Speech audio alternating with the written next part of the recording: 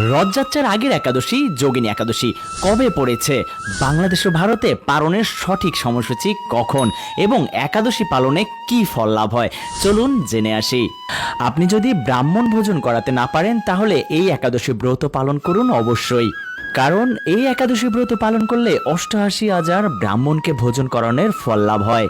এছাড়াও মহাপাপ বিনাশকারী এই তিথি ভবসাগরে পতিত মানুষের উদ্ধার লাভের একমাত্র নৌকা স্বরূপ এবং যারা ব্রত পালন করেন তাদের জন্য এই একাদশীটি সর্বশ্রেষ্ঠ ব্রত হিসেবে গণ্য হয়।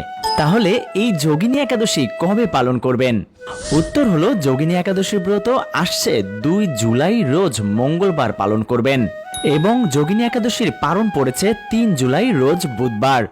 বাংলাদেশ সময় সকাল 5:15 থেকে 7:42 মধ্যে এবং পশ্চিমবঙ্গ সময় সকাল 4:54 থেকে 7:12 মধ্যে।